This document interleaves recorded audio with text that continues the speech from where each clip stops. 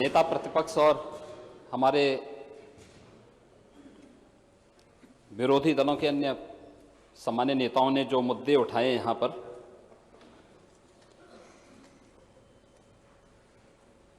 वे अत्यंत संवेदनशील मुद्दे हैं और गंभीर भी। किसी भी सभ्य समाज के लिए हिंसा और अपराध के लिए कोई जगह नहीं होनी चाहिए और इसीलिए अपराध और अपराधियों के खिलाफ प्रदेश सरकार की जीरो टॉलरेंस की नीति का ही परिणाम है कि अपराधी या तो जेल के अंदर है या प्रदेश छोड़कर के भाग चुका है या फिर दूसरे लोगों की यात्रा में निकल चुका है। स्वाभाविक रूप से इसके परिणाम भी सामने आए हैं। महोदय, अगर 2016 और 2019 के अपराधों की तुलना हम करें तो डकैती में 60.94% की कमी आई है, लूट में 46.42% की कमी आई है, हत्या में 20.95% की कमी आई है, बलवा में 27.19% की कमी आई है, रोड होल्डअप में 100% की कमी आई है, फिरौती के लिए अपहरण में 46% की कमी आई है, बलात्कार की घटनाओं में 18.59% की कमी आई है। और अगर महिला संबंधी अपराध, वो हम सब की चिंता का विषय है और चिंता का विषय इसलिए भी कि सभ्य समाज में इस प्रकार की दुष्प्रवृत्तियों को कभी भी राजनीतिक नजरिए से नहीं देखा जाना चाहिए,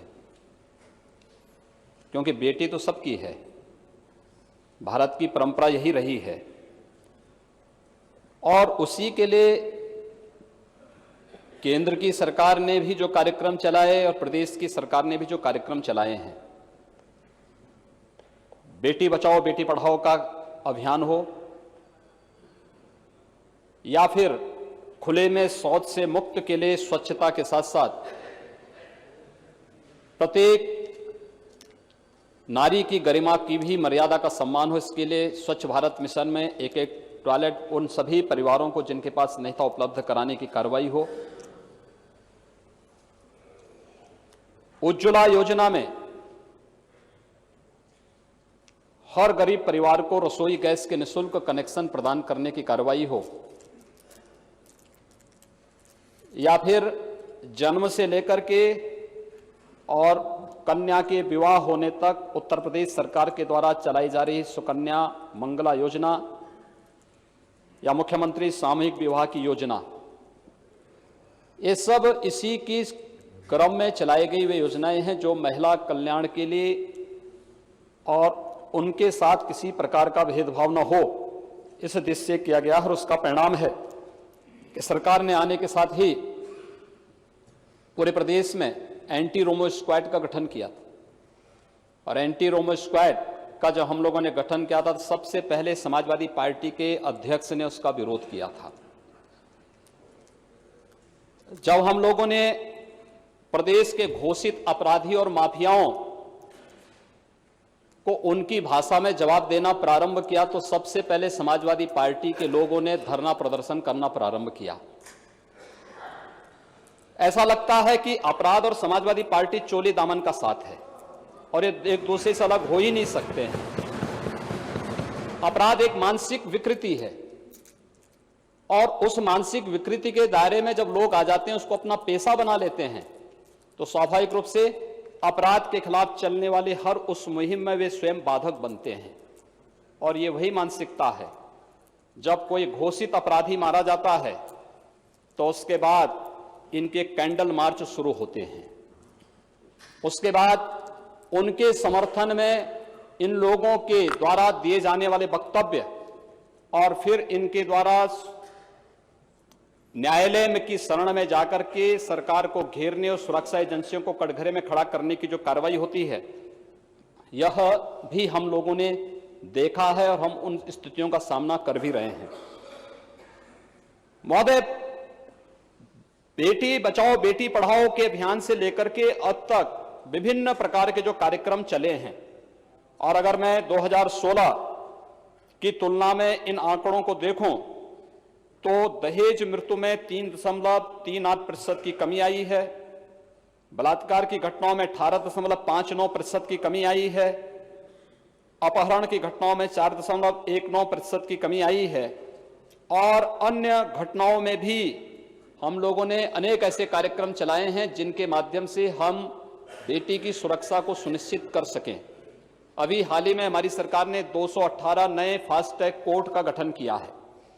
मुझे लगता है विपक्ष में हमारे समाजवादी पार्टी के मित्रों को सबसे ज्यादा परेशानी इससे होगी, क्योंकि फास्ट ट्रैक कोर्ट से जब अपराधियों को सजा दिलाने की कार्रवाई अब प्रारंभ हुई है, आपने देखा होगा अभी हाल ही में सिद्धार्थनगर जनपद में एक नाबालिग बेटी के साथ दुष्कर्म की घटना के 5 दिन के अंदर अपराधी की गिरफ्तारी, विवेचना, चार्जशीट दाखिल करना और चार्जशीट दाखिल करने के 5 दिन के अंदर डे टू डे की सुनवाई के बाद दुष्कर्मी को आजीवन कारावास की सजा भी करवाई गई। और पास्को एक्ट के अंतर्गत इतनी बड़ी कार्रवाई पूरे प्रदेश के अंदर, औरैया में 27 दिन के अंदर, और लगभग आज के दिन पर 6 दर्जन से अधिक ऐसे दुष्कर्मियों को 1 महीने के अंदर सजा दिलाई गई है जो इस प्रकार की घटनाओं में संलिप्त रहे हैं और जिनके द्वारा इस प्रकार की घटनाओं को अंजाम दिया गया है।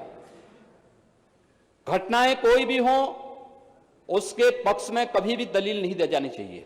अपराध अपराध है और अपराधी को सख्त सजा हर हाल में मिलनी चाहिए। सरकार इस बात की पक्षधर है और फास्ट ट्रैक कोर्ट इसी उद्देश्य से बनाए जा रहे हैं जिनके माध्यम से हम लोग उन अपराधियों को, महिला संबंधी अपराधों में लिप्त तत्वों को सख्ती के साथ सजा दे सकें। और इस दिशा में सरकार के प्रयास और सरकार के द्वारा की जा रही कार्रवाई, ये इसमें कहीं कोई संदेह किसी को भी, माननीय सदस्य को नहीं होनी चाहिए। महोदय, कल यहां पर उन्नाव की घटना और कल जो घटना बिजनौर में घटित हुई है, इन दोनों घटनाओं का जिक्र भी हुआ है।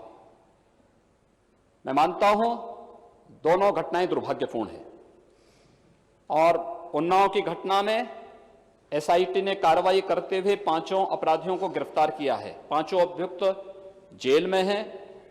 इस पे कार्रवाई चल रही है, एसआईटी गठित करके इस पर पूरी कार्रवाई हो रही है। मैनपुरी में जो घटना सामने आई थी नवोदय विद्यालय की, यहां पर जब कार्रवाई के बाद इस पूरे मामले में हम लोगों ने जिस कार्रवाई को आगे बढ़ाया था, समयबद्ध ढंग से विवेचना को आगे बढ़ाने के लिए जो कार्रवाई जनपद स्तर पर, पुलिस अधीक्षक के स्तर पर जो शिथिलता बरती गई, इसके लिए उनके खिलाफ कार्रवाई की गई। जिलाधिकारी नवोदय विद्यालय समिति के अध्यक्ष होते हैं, जिलाधिकारी ने स्वयं इन चीजों की समीक्षा नहीं की। हमने जिलाधिकारी के खिलाफ भी कार्रवाई की और एक एसआईटी गठित करके अपराधियों के डीएनए जांच और इस कार्रवाई को भी आगे बढ़ाने का कार्य किया जा रहा है, जिससे कोई भी अपराधी बचने न पाए। और ये सरकार की कार्रवाई का हिस्सा है और सरकार इस बात के लिए पूरी प्रतिबद्धता के साथ कार्य कर रही है कि अपराधियों के खिलाफ सख्त कार्रवाई होनी चाहिए।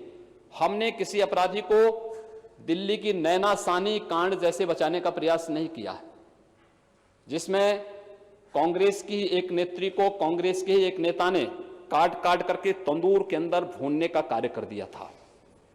ये कार्य ये लोग अपने आंचल में झांक करके देखें।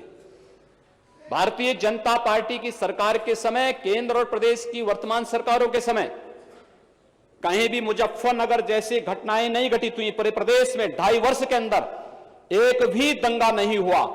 चाहे वह प्रदेश के अंदर, यह वर्ष बहुत महत्वपूर्ण वर्ष है। इस वर्ष हम लोगों ने प्रदेश के अंदर प्रयागराज कुंभ का सफलतापूर्वक आयोजन किया। 24 करोड़ से अधिक श्रद्धालु प्रयागराज कुंभ में आते हैं। प्रवासी भारतीय दिवस का आयोजन कुशलतापूर्वक संपन्न हुआ। लोकसभा निर्वाचन कुशलतापूर्वक संपन्न हुए। और यही नहीं, कश्मीर में धारा 370 को हटाने के बाद और अयोध्या में श्री राम जन्मभूमि से संबंधित फैसला आने के बाद आपने देखा होगा पूरे प्रदेश के अंदर शांति का जो एक संदेश दिया, पूरी देश ने, पूरी दुनिया ने इसको सराहा है।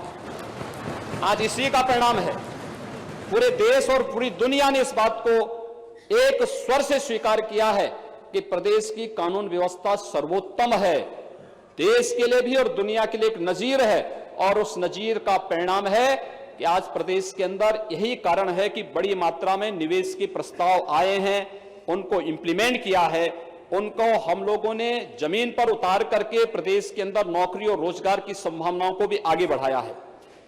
महोदय, उत्तर प्रदेश में पिछले 2.5 वर्ष के दौरान हर पर्व और त्योहार को कुशलतापूर्वक संपन्न होना, सभी कार्रवाई को सफलतापूर्वक प्रदेश के अंदर यहां पर एक पूरी किसी भी जाति, मत, मजहब से जुड़े हुए पर्व और त्योहार हों, कोई भेदभाव किसी के साथ नहीं, सभी शांतिपूर्ण ढंग से संपन्न हुए हैं। और हर पर्व और त्योहार को शांतिपूर्ण ढंग से संपन्न करने के साथ साथ पिछली सरकारों के समय जिस जन्माष्टमी के पर्व को और कावड़ यात्रा के कार्यक्रमों को इन्होंने प्रतिबंधित किया था, हमारी सरकार ने उनको प्रारंभ भी किया और पूरे धूम धड़ाके के साथ कावड़ यात्रा भी आज निकलती है और जन्माष्टमी के आयोजन भी पूरी भव्यता के साथ पूरे प्रदेश के अंदर संपन्न हो रहे हैं। इसके साथ ही हम लोगों ने प्रदेश के अंदर जो वर्तमान में माहौल बनाया है, आपने देखा होगा कि लाख प्रयास तमाम विपक्षी नेताओं ने किया सिटीजन अमेंडमेंट एक्ट को लेकर के देश के अंदर हिंसक वारदातों के साथ साथ हिंसा फैलाने की जो एक शरारत करने का प्रयास किया है। जामिया मिलिया में एक राजनीतिक दल के नेता और विधायक का नाम सामने आ रहा है। ये बड़ी शर्मनाक स्थिति है। हम लोकतंत्र के नाम पर, लोकतंत्र की आड़ में हम लोग हिंसा को बढ़ावा देंगे और फिर इस सदन की अवमानना करने का भी प्रयास हो कि सदन में काली पट्टी बांध करके आकर के सदन की मर्यादा को तार तार लोग करें। महोदय, ये अस्वीकार्य होना चाहिए। ये सदन किसी पार्टी का नहीं है, उत्तर प्रदेश की 23 करोड़ जनता का प्रतिनिधित्व करने वाला सदन है। और सदन में आकर के लोग ब्लैक पट्टी बांध करके प्रदर्शन करें, इस सदन की अवमानना के दायरे में आता है। और हमें स्वयं इस बारे में विचार करना चाहिए कि वास्तव में इस प्रकार का कृत्य, बाहर सड़क पे आप अपने लोगों को उकसाएंगे आगजनी करने के लिए, तोड़फोड़ करने के लिए, जगह जगह जाकर के पाकिस्तान की भाषा बोलने का कार्य करेंगे और सिटीजन अमेंडमेंट एक्ट के आधार पर देश के वातावरण को खराब करने का प्रयास करेंगे, ये चीजें कतई स्वीकार नहीं होनी चाहिए, कतई स्वीकार नहीं होनी चाहिए। महोदय, इसके अलावा मैं एक बात इस बात को भी कह सकता हूं, मैं एक बात इस बात को भी कहता हूं कि भारतीय जनता पार्टी की केंद्र और प्रदेश सरकार आदरणीय मोदी जी के नेतृत्व में पिछले 5.5 वर्षों से देश के अंदर भारतीय जनता पार्टी नेतृत्व की सरकार चल रही है। कश्मीर में धारा 370 लागू किया, पहली बार बाबा साहब भीमराव अंबेडकर के सपने को साकार करने का कार्य किसी ने किया है? भारतीय जनता पार्टी ने किया, मोदी जी ने किया है। हमने अंबेडकर जी के नाम पर वोट बैंक की रोटी सेकने का कार्य नहीं किया, लेकिन बाबा साहब भीमराव अंबेडकर ने 1952 में जब धारा 370 को संविधान में चुपचाप जोड़ने का कार्य किया था, तब उन्होंने असहमति व्यक्त की थी। और आज बाबा साहब भीमराव अंबेडकर के सपने को साकार करने की कार्रवाई होती है तो कांग्रेस उसका भी विरोध करती है, उसका भी विरोध है। इनको इस बात का दर्द है कि कश्मीर में विकास कैसे हो रहा है और कश्मीर भारत के संविधान के दायरे में कैसे आ गया है। यह हमारा घोषित उद्देश्य था, क्योंकि हमारे ही नेताओं ने कहा था कि एक देश में 2 प्रधान, 2 विधान और 2 निशान नहीं चलेंगे। और उसके अनुरूप जब हमें सत्ता मिली, हमने वह करके भी दिखा दिया। हमारे नेताओं ने, हमारे नेतृत्व ने करके दिखाया। देश के अंदर कहीं हिंसा नहीं हुई, इन्हीं के नेता थे। सुप्रीम कोर्ट में आवेदन करते थे कि राम जन्मभूमि का फैसला नहीं आना चाहिए। आश्चर्य होता है, न्यायालय के कार्यों में हस्तक्षेप करने का कुत्सित प्रयास होता है। और राम जन्मभूमि के फैसले के पहले आशंकाएं व्यक्त करते थे, फैसला आएगा, खून बहेगा। हमने कहा कुछ नहीं होगा, एक मच्छर भी नहीं मरेगा। और आपने देखा होगा कितने शांतिपूर्ण तरीके से पूरा फैसला आया, कहीं कोई बात नहीं, स्वीकार्यता सबने स्वीकारा है। भारत के लोकतंत्र की ताकत को भी पहचाना है और न्यायपालिका की ताकत को भी सबने पहचाना है। यह भारत की ताकत है, लेकिन उस भारत की ताकत को कमजोर करने का प्रयास हो रहा है। सिटीजन अमेंडमेंट एक्ट के नाम पर दुष्प्रचार करके, लोगों में गलतफहमी पैदा करके, इसको भारत के एक वर्ग विशेष को उसके खिलाफ भड़काने का कुत्सित प्रयास किया जा रहा है।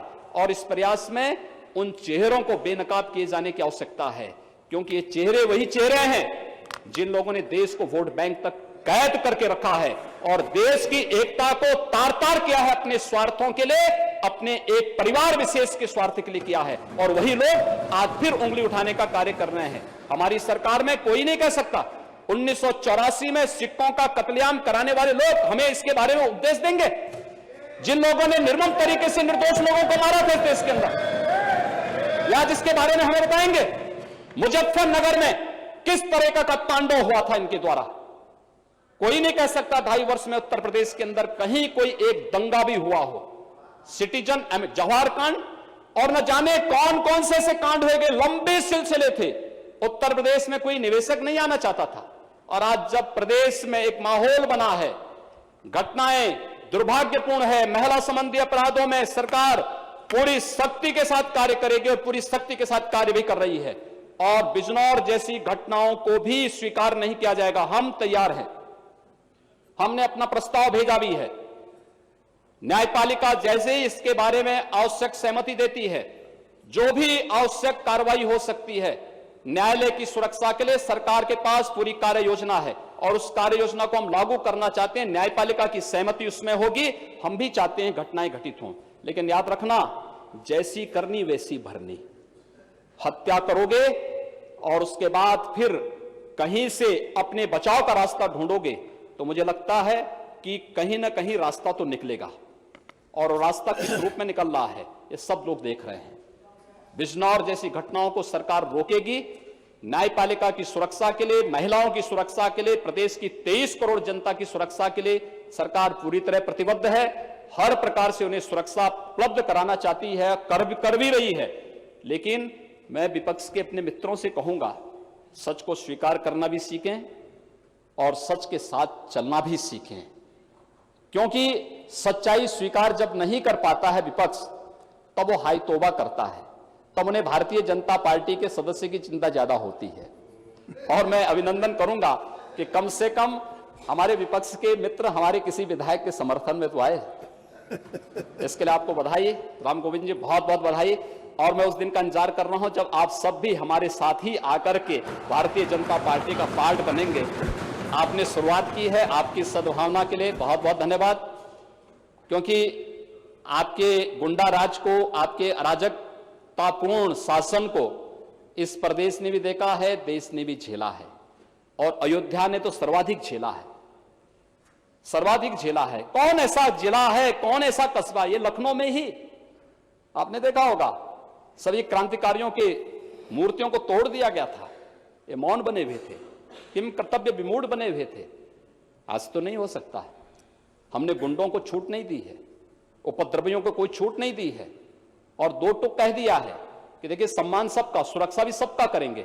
गुंडागर्दी करोगे तो गुंडागर्दी को फिर उसी भाषा में पुलिस भी जवाब देगी और उसी शक्ति के साथ शासन उसको कुचलने का भी कार्य करेगी, चाहे वह कोई भी हो, कहीं का भी हो।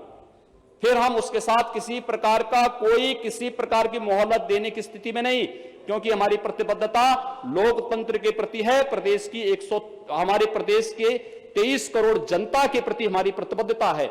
उस प्रतिबद्धता के सामने किसी प्रकार का फिर कोई रियायत नहीं होगी। इसलिए कानून के दायरे में लोकतांत्रिक तरीके से अपनी बात हर व्यक्ति रखे। तोड़फोड़ करोगे, हिंसा करोगे, गरीबों के जमीनों पर कब्जा करोगे, सार्वजनिक भूमि पर कब्जा करोगे, किसी भी प्रकार की अराजकता को पैदा करने का प्रयास करोगे, ये स्वीकार्य नहीं हो सकता है और कतई नहीं स्वीकार करेंगे। ये मैं कहना चाहता, यही मुझे यहां पे कहना था। यहां पर बहुत सारे ऐसे प्रकरण हैं, स्वाभाविक रूप से एक लंबा अंतहीन सिलसिला है।